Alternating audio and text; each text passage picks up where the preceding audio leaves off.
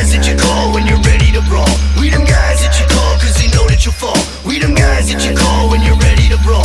We them guys that you call cause they know that you'll fall. We them guys that you call when you're ready to brawl. We them guys that you call cause they know that you'll fall.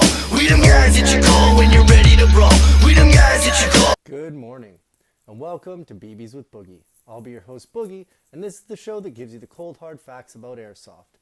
Thank you so much for watching my video, guys, and I hope that you continue to enjoy them. Today's going to be a quick look at my SRC Colt 1911. Boom! Look at that. There's not a whole lot of detail on it to show you guys on camera, as it's all black metal exterior with black plastic grips here, but it's black on black. It does feature a full metal slide that does lock back into place when the gun is fully discharged. So when you have run out of ammo, the gun will lock back into place, simulating that it is out of ammo and letting you know. You can then drop the mag and reload it. The mags are CO2 powered, and they carry about 17 BBs in the mags for these SRC mags. They're pretty fluid in and out. The only thing that I would say, guys, is 100% make sure, and I'm going to put this down, make sure that when you're installing this CO2, I'm going to put it close. So when you're installing the CO2, make sure that there isn't a variance this way. So you don't want to have it cockeyed, like that, so that it sticks out here a little bit, because what happens is when you try to insert it into the firearm itself, what will happen is it will bind and it won't go in. And if it does go in, it will not come out. You'll press this button, you'll be hammering on it, yanking, and then you drop your mag in the dirt. And I found that's probably one of the major issues that I had first day out. First day out, I was really enjoying the firearm. It was working great. It fired great, but every now and again I would throw a mag in there and it would just jam right up, and I couldn't figure it out, and I thought there was something wrong inside the gun, but it just so happened that I figured out that my CO2 cartridges were not perfectly straight. One little piece of maintenance advice: there is a little O-ring there. It's clear, made out of silicone, I guess. Or some other rubber, but it is, if you take a little bit of silicone oil and put that on there every time you screw a 12 gram CO2 into it, that will keep your gun firing nicely. As this is CO2, it doesn't really need to be greased up a whole lot. It doesn't need to be cleaned out of dirt, but as long as dirt doesn't get in there, you're going to be pretty good with this guy. There is an internal hop-up system, so that can be damaged as well. So you want to keep that nice and clean. But as long as it stays clean all day, there's not a whole lot to worry about with maintenance as long as you do that. Or use the Umarex branded CO2 cartridges that do contain the silicone oil in the actual cartridge itself. So you can just screw that in there and it's going to release the CO2 through the fill valve here into the firearm itself when it discharges.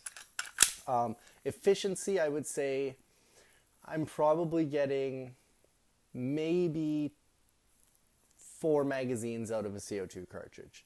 Anything more than that and I'm asking for trouble, but four full magazines, and then I'm changing out that CO2 cartridge, which is pretty good efficiency. I would say for a General's Day play, I'm going to go out there and I'm probably going to maybe flip out those CO2 cartridges once each in 2 mags that I run, because this is just in a pinch. I'm not using this to try and mow people down at plus 100 feet. I'm going to use my main AEGs for that. This is when my AEG fails, or if it does run out of ammo, then I do have something so that I am not out of the game, and it can keep me going. So other than that, guys, there's not a whole lot. I would say just make sure you keep her clean. It's not an upgradable pistol. This is something that you're going to buy at Badlands Paintball Supply in New West for $148.